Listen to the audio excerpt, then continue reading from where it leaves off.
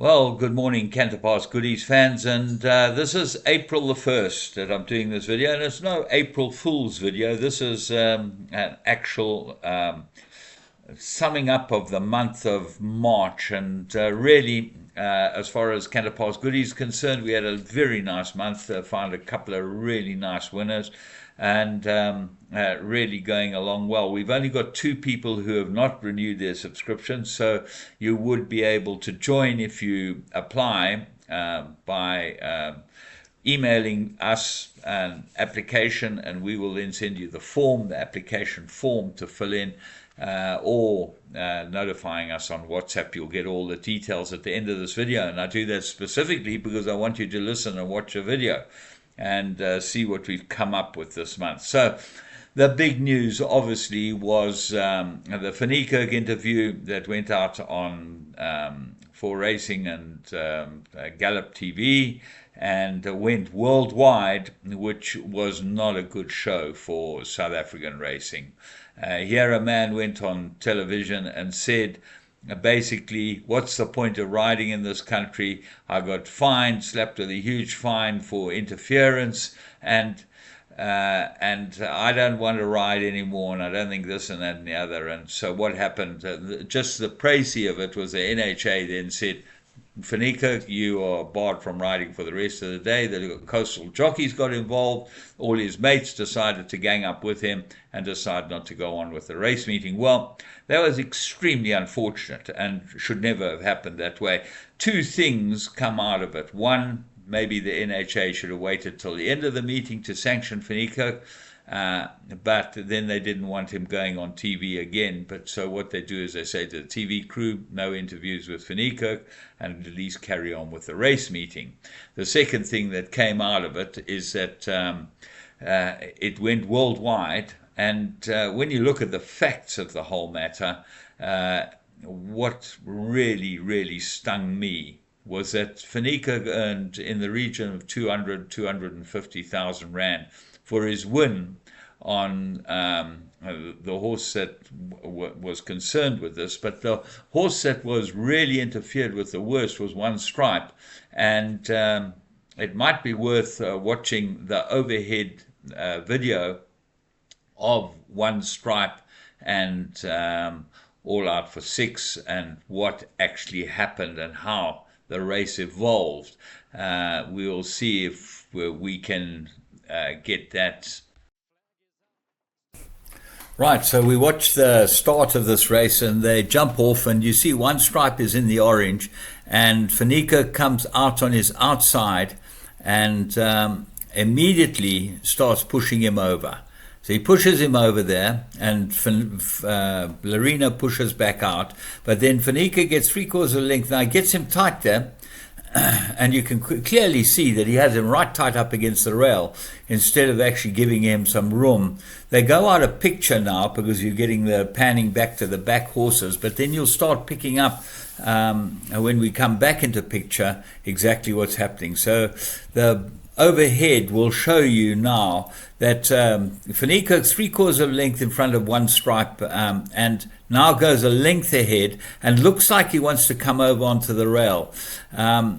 Larina is quite content to stay one off the rail and keep him where he's comfortable, his ride is comfortable. Now Larina goes down to the inside to start his run, and it looks like he's going to get the run going, and that also is definitely going to quicken up. But what has happened is Finnekerk has completely closed the door on him by pushing Grey King onto him. Okay, so what happened in this race was that Finnekerk was drawn on the outside of One Stripe, and he patently held One Stripe tight for room at two occasions in this race, and you see on the overhead video where he's like half a length or 3/4 length in front, and he makes sure that he's got One Stripe out of a nice rhythm. Now that is you would call that the jockeyship. I would call it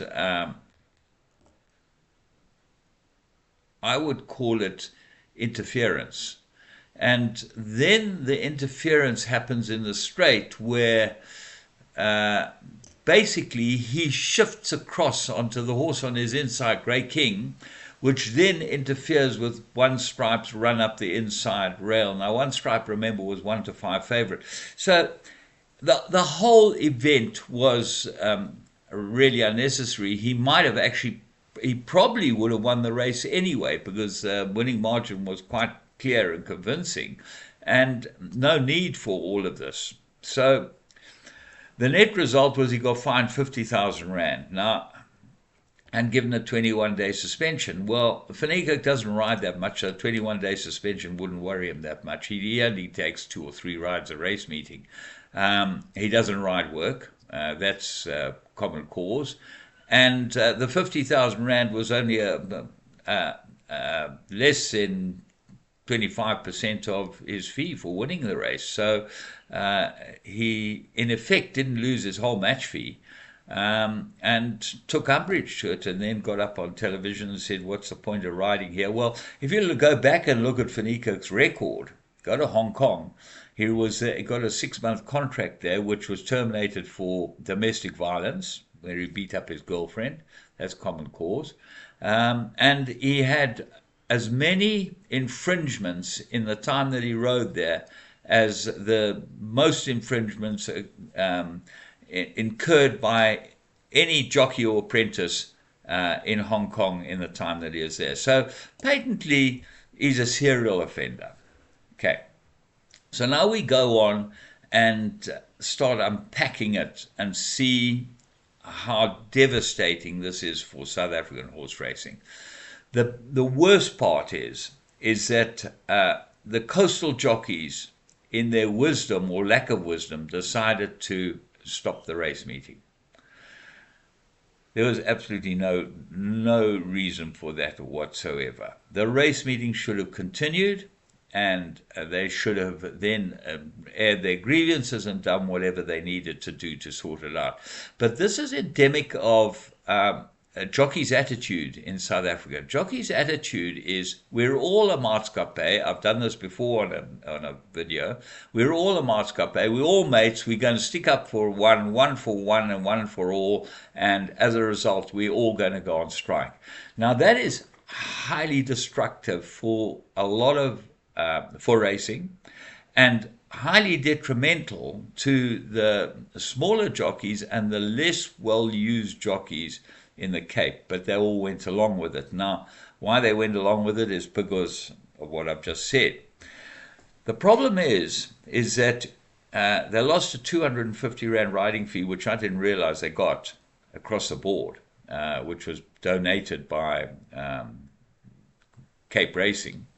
And they lost 2 race meetings, and Greg Bortz was at lengths to say that they needed to recoup some of the money, and they needed to regroup and work out where they went, and gives this whole fiasco time to sort itself out. So I then listened to the Bortz interview with Joe D'Amato, which I thought was exceptional. And Joe D'Amato really is a really bright man, and he runs a most interesting group called Glistain, and does all types of sporting events and that.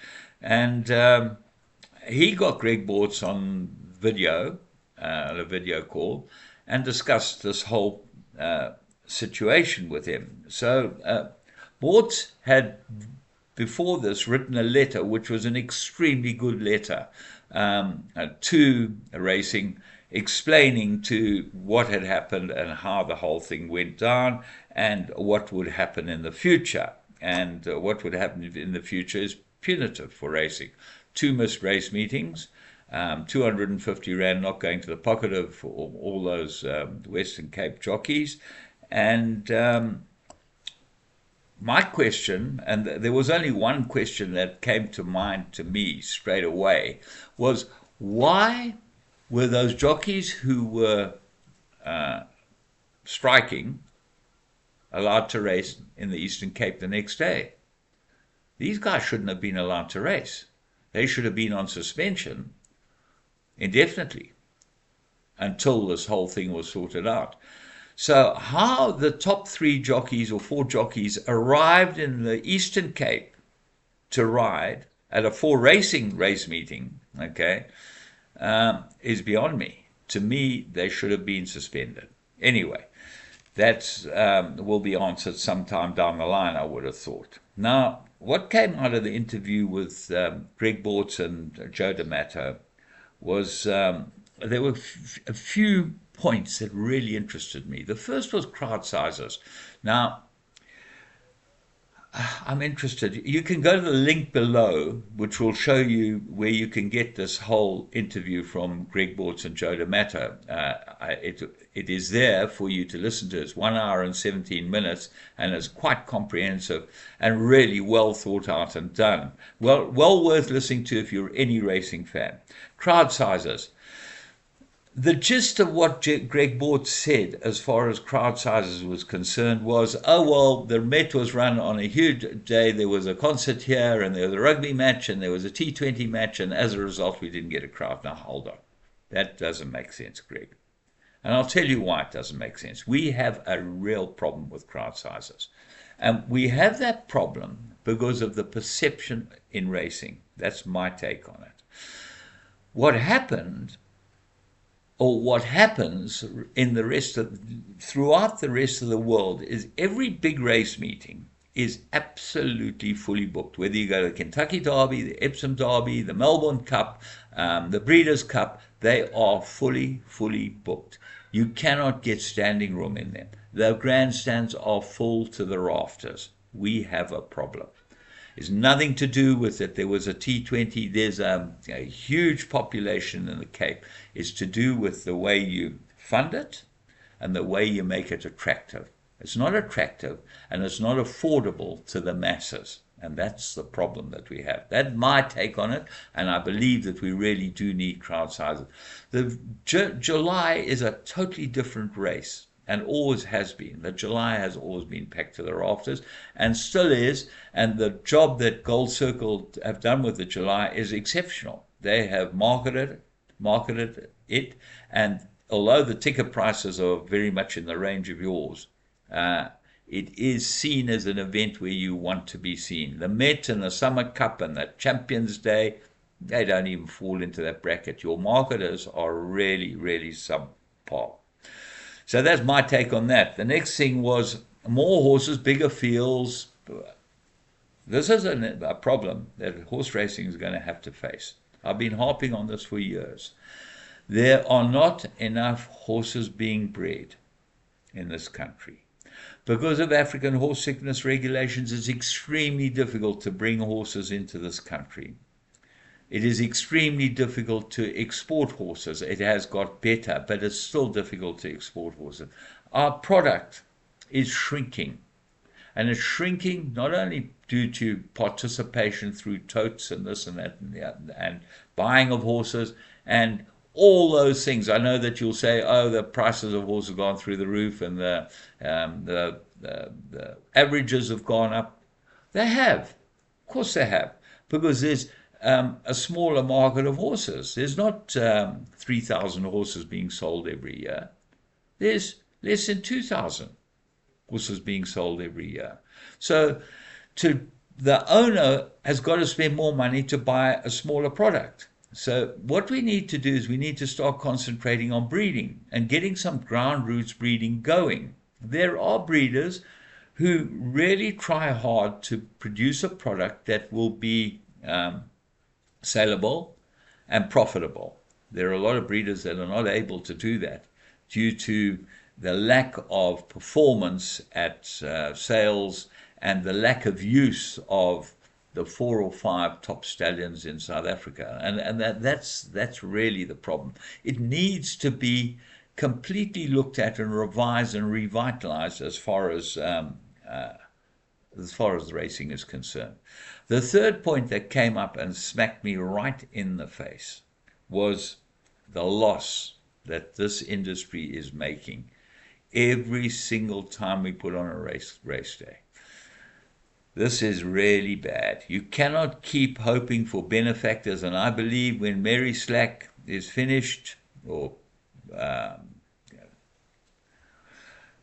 does not support racing anymore, for racing is going to be in huge trouble. The Hollywood syndicate has made all their money, and the Hollywood betting site has made all their money, or a lot of their money out of horse racing. They've now evolved into a huge gambling operation which does not rely on horse racing at all. But the open bet has basically funded a lot of this.